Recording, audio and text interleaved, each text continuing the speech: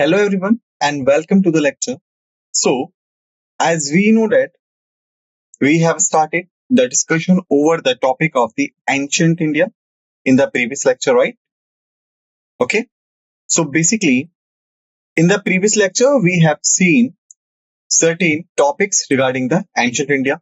Okay, we have seen that what you mean by the ancient India, what were the you can say prehistoric ages. Thereafter, we have discussed the Indus Valley civilization, the important cities. Thereafter, we have discussed the Vedic civilization, the important areas within that particular civilization.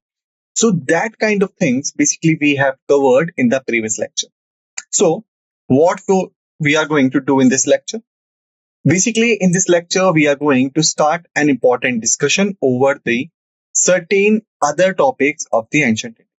I hope that you have revised the previous lecture in the well enough manner before you have come for this lecture. As many times I have told you that is for your own benefit.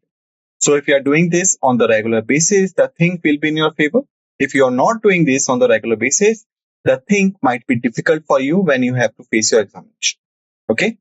So let's move forward. So these four are the topics that we are going to discuss in this particular lecture. Like starting with the Jainism and Buddhism, the first, the dynasties of the ancient era, thereafter the Indo-Greeks, and then the Vedic period. Okay. So these four are the topics that we are going to see and we are going to discuss in this particular lecture. But before starting this lecture, there is a little disclaimer and a small disclaimer which I will read out for you for your understanding. So the images used in a slide deck are for educational purposes only. We respect the intellectual property rights of the original creators and the owners of these images. If you are the owner of any of the images used in this deck and have any concerns and issues, please contact us at sathee@iitk.ac.in and we shall remove the images. Got it? Now, let's first begin with the Jainism and the Buddhism. So here you will see that the Jainism and the Buddhism, they both are the separate religions. Okay? But whenever we talk about ancient India and whenever we are required to study about the ancient India, so generally what we do, we study them together. Okay? We study them together. So why? The first question is why we study them together. Okay? The answer is very, very simple.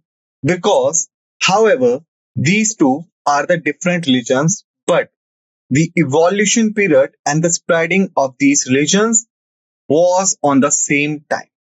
Okay?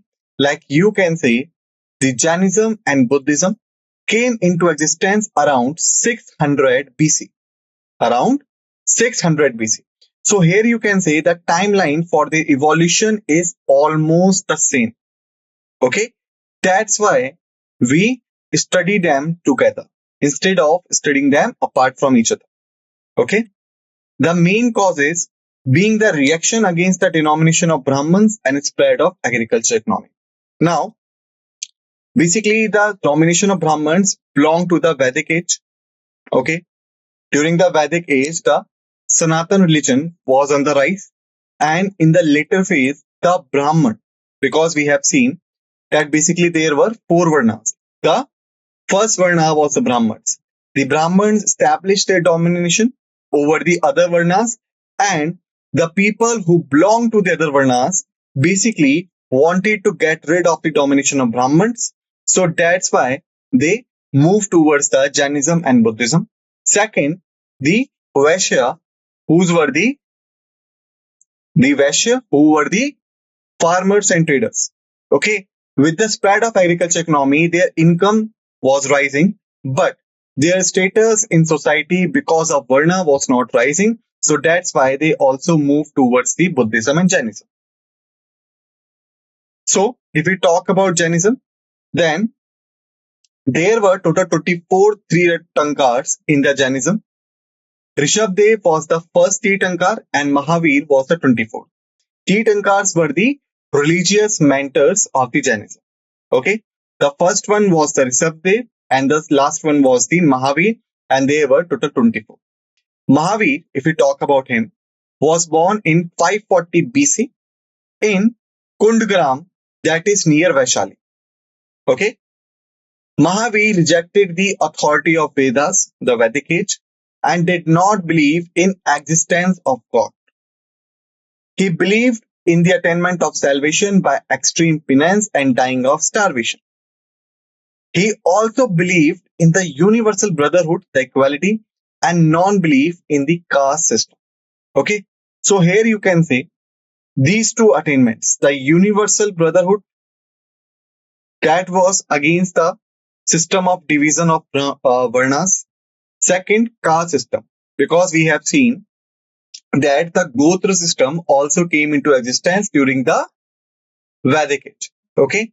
And if we talk about this, the attainment of salvation by the extreme penance and dying of starvation, then this is totally different from the concept of the later Vedic age, where the prayer and the meditation put less over the performance of sacrifices for religious goals. Thereafter, in Jainism, we have to talk about the Jain council. Like whatsoever teaching given by those 24 Tirthankars, that was to be recorded on the books, and even the rules and regulations that the devotees of the Jainism are required to follow, that had to be recorded. So for this, the Jain scholars organized the Jain councils. These were two, where they met, they discussed, and they recorded the several rules and regulations and the teachings, so that the upcoming generation of the devotees of Jainism could be aware about their traditions and their teachings. So the first council was happened under the chairmanship of Stulbhadra. Okay. During this, the 12 Angas got compiled that replaced 14 Purvas. Second was Devridighani, and during this, Kashmarana Angas and 12 Angas were compiled. Okay. After Jainism, the next religion that we have is the Buddhism. Okay. So if we talk about the Buddhism, so the Buddhism was founded by the Gautam Buddha. Okay. And Gautam Buddha born in 563 BC at Lumbini, and he born to the Shakya tribe of Kapilvastu. Okay. His father Suddhodana was a Shakya ruler, and his mother Mahamaya of Kosalan dynasty died early. Okay.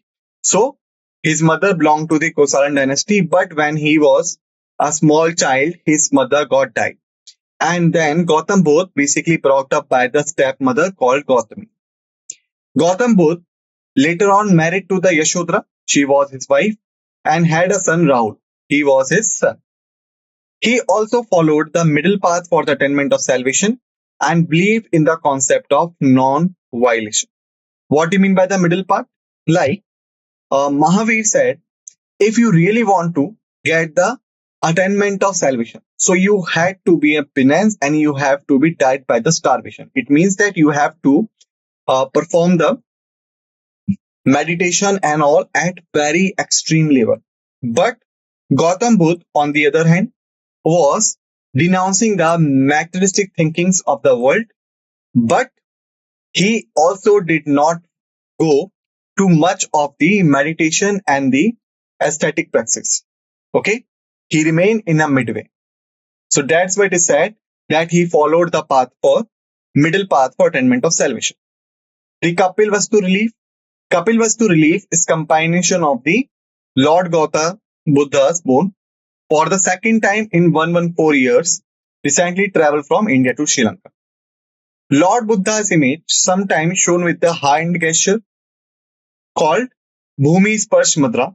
It signifies Buddha calling for earth to watch over mare and to prevent mare from disturbing his meditation, and Buddha calling of the earth to witness his purity and chastity despite the temptation of mare. Okay. Now, The same concept we have seen in the Buddhist council also. Okay. If we talk about the Buddhist council, the objective was the same, to record the Buddha's teaching and all. Okay. So the first Buddhist council was held under the chairmanship of Mahakashapa. The royal patron, the royal king that patronized that council was Ajatasattu. And what was happened in that council? The compilation of Sut Pitaka by Ananda, Vinay Pitaka by Upali. Okay. Second council, chairman was Sabakami. Royal patronage was given by Kalashuk. What happened during this? Monks split into Sthavirvada and Mahasangika. Okay. Third, 250 BC, under the chairmanship of Mughali Putatisa, royal patronage was given by Ashok. Deployment, compilation of Abhidham Pitaka. Fourth, 72 AD, Devasumitra, he was the chairman, and Ashwaghosha, he was the vice chairman. Royal patronage was given by Kanishk. Deployment, division of Buddhists into Hinayan and Mahayana. Okay, so that was the overview of the 4 councils that held under the Buddhism. Thereafter, what were the phases of Buddha's life? He left home at 29, that is known as Mahabinishkarmana.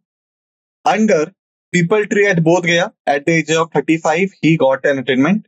Okay. Thereafter, he given his first lecture or sermon known as Dharam Chakra Parivartan, and he got death, that is known as Mahaparinivana. Got it? Now, we have to talk about what are the similarities between the Buddhism and Jainism. So, the first, the source of both religions is Vedic religion. It means that the devotees and the followers of both religions had come from the Vedic religion. Second, both Gautam Buddha and Mahavir belong to the princely families and not to the priestly families. Third, they both deny the existence of God.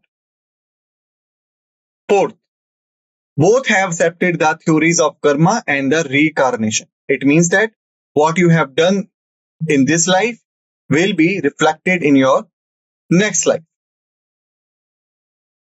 Thereafter, fifth, later on, both the religions were divided into 2 sects. The Buddhism was divided into the Mahayana and Hinayan, and Jainism was also divided into the Shaptembara and Digambara. Got it? Now, after seeing the similarities, we have to talk about the dissimilarities between the Buddhism and Jainism. First is, according to Buddhism, a man attains nirvana when he ends all the desires. And can attain it while living in the world. But according to Jainism, moksha is freedom from miseries and can be attained only after that. Like as we have seen, in Buddhism, the middle path is followed. In Jainism, the extreme path is followed. Thereafter, the Buddhists do not believe in the existence of soul, whereas Jainism believes the existence of soul in every living being. Third, Buddhism emphasizes the 8 noble paths. Like there are 8 ways which you could follow to attain the enlightenment. Whereas Jainism emphasizes the 3 Ratna. It means they have the 3 rules which you could follow and you could attain the enlightenment. Thereafter, most of the Jain texts are in Sanskrit and Prakrit, whereas the Buddhist texts are in Pali language. Thereafter, the Buddhism spread to the foreign countries as well, whereas Jainism did not travel outside the boundaries of India. Okay, so here we have finished the Buddhism and Jainism. Now we have to talk about the dynasties of ancient era. Okay, so there were many important dynasties who ruled over India during the ancient age. Some important dynasties of ancient era are given below.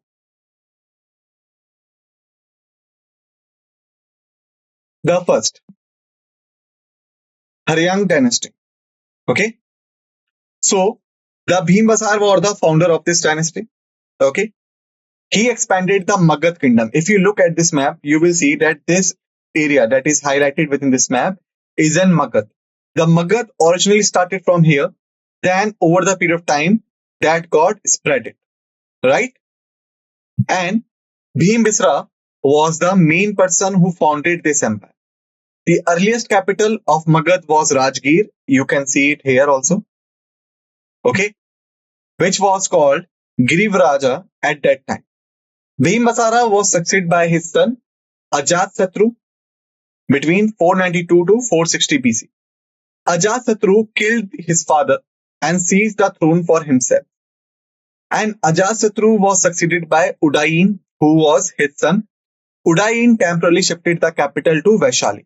It means the first capital was Rajgira, and during the Udayin, the capital shift to the Vaishali. Got it? Thereafter, the next ancient dynasty was the Shishunag dynasty. The Shishunag dynasty was founded by the Shishunag himself. Okay?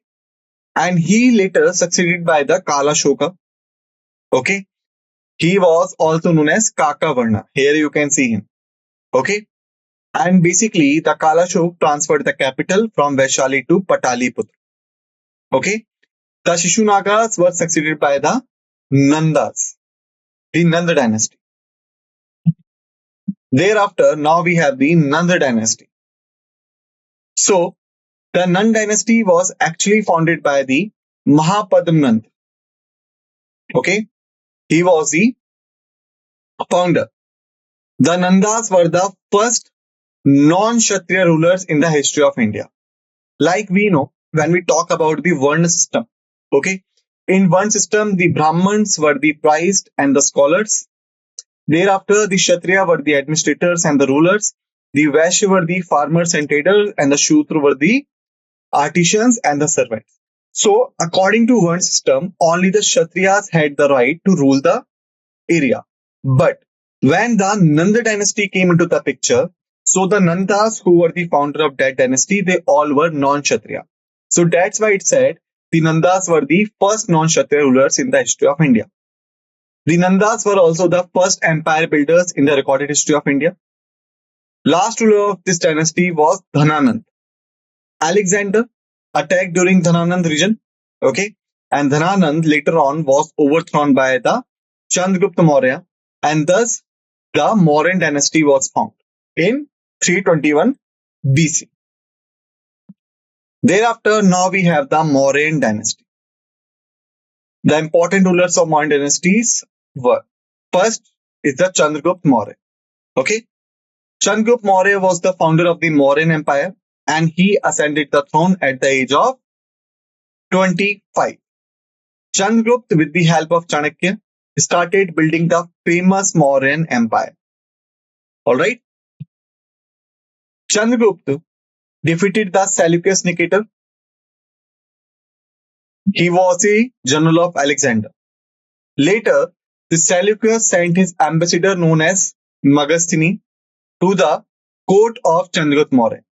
The Magastani, after being appointed as an ambassador at the court, wrote an elaborate account named Indica of the army and power of the king. A drama called the Mudra Raksha was written by the Vishakdatta and describes how mechanization of Chanakya against Chandragupta's enemy. Chandragupta adopted the Jainism later on and went to Shravana Belgola with Bhadrabahu. He was the founder of Digambar sect of Jainism. Okay. After Chandragupta Maurya, we have the Bindusar. The Bindusar was a son of Chandragupta and was referred to as Amritagata by the Greek writers. Bindusar further expanded the Mauryan dynasty to the south, and Bindusar appointed his eldest son, Sushima or Sumana, as Viceroy of Takshila, and Ashok at the Ujjain. Thereafter, now we have the Ashoka. So Ashok was the son of King Bindusar and Maharani Dharma. In the early life as an emperor, he engaged in war with different states. Ashok was the first king to maintain direct contact with people through the inscriptions. Okay. And the War of Kaling, 261 BC, was the main turning point of Ashoka's life. Because during this war, the masses of people got died. And after seeing this, the Ashoka changed his mind and then he became a follower of Buddhism. He made Buddhism his state religion also, and he built lion stump to spread the Buddhism. Like you can see here, you have also seen this Ashok Stamp, right? The stump are now called the Ashok Stamp.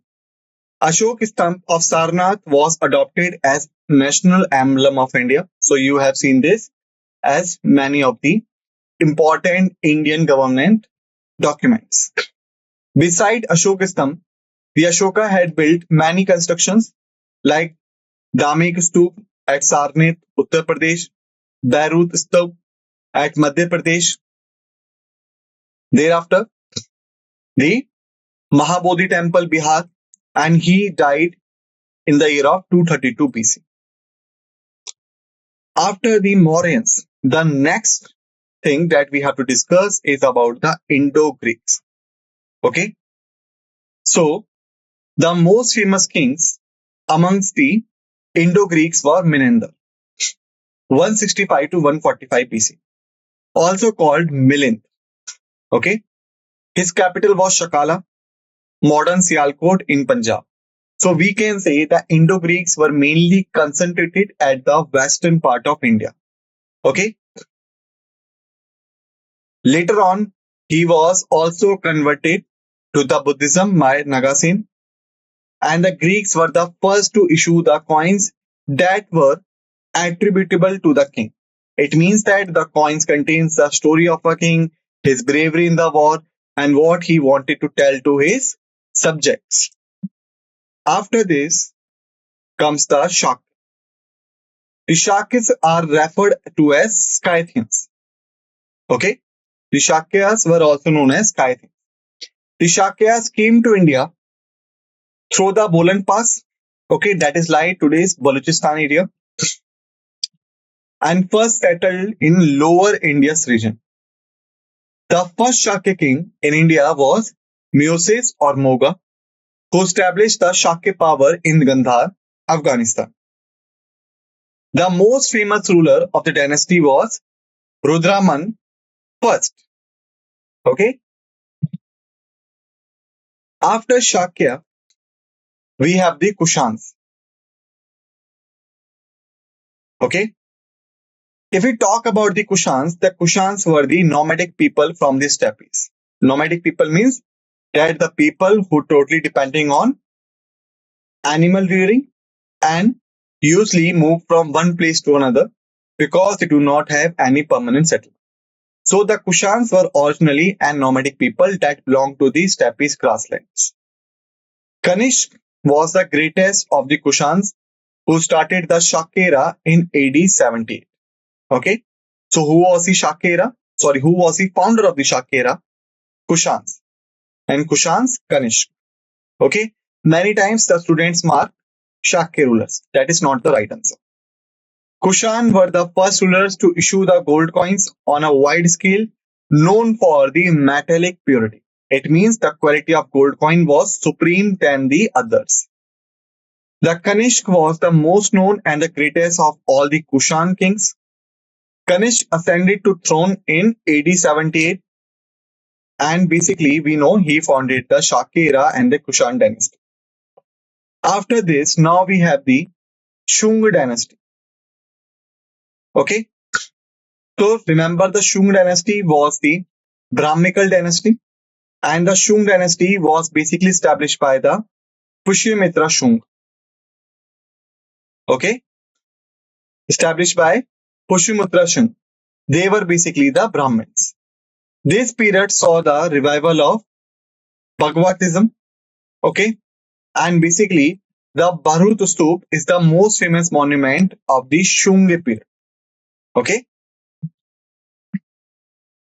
After this, now we have the Kanva dynasty. So, Devbhuti, the last ruler of the Shunga dynasty, basically got murdered by his minister Vasudev. Vasudev was the founder of the Kanva dynasty also.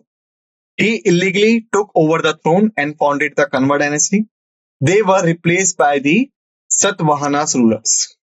Okay. So if we talk about the Satavahanas or the Andhras, so Simuka was the founder of the Satvahana dynasty. Under the Satavahanas, many Chaityas, the Chaityas were the worship hall for Buddhism, and Viharas, the Viharas were the monasteries where the Buddhist monk usually reside. These were constructed by cutting off from the rocks of the Western Ghats. If you see this map, then you will see that is the Satvahana Empire, and this area is the mountainous area known as the Western Ghats. So in that area, many mountains got cut so that the Chaityas and Viharas could be established for them. The official language of the Satavahanas was Prakrit language. Okay. The Satavahanas issued the coins of lead mainly, but copper, bronze, and pottery coins they also issued. The famous ruler of the dynasty was Gautami Putra Satakarni. Okay. Thereafter, the Pandyas. The Pandyas were first mentioned by the Megasthenes. He was the ambassador to the Chandragupta Maurya. Their capital was Madurai, and Madurai capital was famous for pearls trading. After this comes the Cholas. The Chol kingdom, also known as Chol Mandalam, was situated to the northeast of Pandya kingdom between Pennar and Velar rivers. Here you can see this is Pandya and this is Chola. The capital of Chol rulers was Kaveri Patnam or Puhar. After this, the Cheras. The capital was Vanji, also called Kerala country. Here you can see Chera. Okay. They had important trade relations with the Roman Empire. After this comes the Sangam age. The Sangam is the Tamil form of Sanskrit word called Sang. Sangam was an academy of Tamil poets. According to traditions, the first Sangam was founded by Agastya. Okay. Now, after finish with the Indo-Greeks, now we have the Gupta period. Okay. So if we talk about the important rulers, the first is the Chandragupta first. Many times the people got confused between the Chandragupta of Mauryan Empire and the Chandragupta of Gupta Empire. So remember, whenever we talk about the Chandragupta from Mauryan Empire, so we always say his full name, Chandragupta Maurya. But whenever we talk about Chandragupta from the Gupta Empire, so we always refer it Chandragupta first. Okay. So that is a difference you could use for the understanding. He was the first Gupta ruler to acquire the title of Maharaj Dhiraj. And he was married to the Lichvi princess Kumar Devi. Chandragupta first was able to establish his authority over Magad, Prayag and Saketa. After this, the next comes Samudragupta. The Samudragupta succeeded his father Chandragupta first about 340 AD. He earned a reputation as son of the greatest kings and conquerors, and he was chosen by his father as his successor because of his quality that would make him into a good king. The Allahabad pillar inscription gives a detailed account of the career and the personality of Samudragupta. Hari Sen, one of the officials, composed the inscription and engraved on the Ashok pillar at Allahabad. Samudragupta was a great military general, and he had a long list of the kings and rulers whom he defeated. Samudragupta assumed the titles of Kaviraj and Vikram also. After him comes the Chandragupta II. Chandragupta II was the son of Samudragupta and Datta Devi, and he was chosen by his father as his successor. Under Chandragupta II, the Gupta Empire reached its highest glory, both in terms of territorial expansion and the cultural excellence.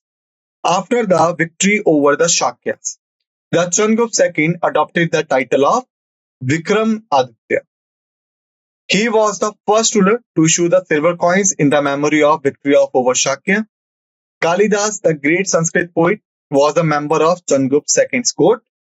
Huayin, the Chinese Buddhist pilgrim, he visited India during his reign. After him comes the Kumargupta I. The Chandragupta II was succeeded by his son Kumargupta I, and he was the worshipper of god Kartikeya. He founded the Nalanda Mahavira, which developed into the great center of learning. So the Nalanda Mahavir University was founded by him.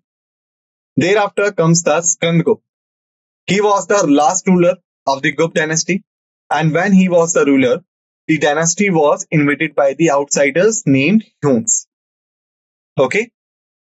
After this comes the Pushyabhuti dynasty. The Pushyabhuti dynasty, also known as Vardhan dynasty, ruled parts of northern India during the 6th and the 7th centuries. The dynasty reached its highest point under its last ruler Harshvardhan. Famous Chinese traveler Huan Tazang visited India during Harshvardhan reign, and the Bhanabhat, who wrote and was a member of Harshvardhan court.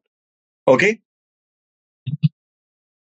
And if we talk about the other dynasties of the ancient India, so after that of Harsha, a struggle for the supremacy started between the Palas, Gurjar Pratiharas, and the Rashtrakutas, so that they could have this area or the famous city of Kannauj. This is famous as tripartite struggle. Okay, towards the south, there were many kingdoms also who ruled over India. They were Cheras, Cholas, Pandyas, and the Pallavas and the Rashtrakutas. Okay. So students, basically in this lecture, we have done with the ancient history. In the next lecture, we will start with the medieval history. Till then, just revise the facts and figures that all we have discussed in this lecture and be ready for the next lecture. With this note, let's end this lecture and thank you.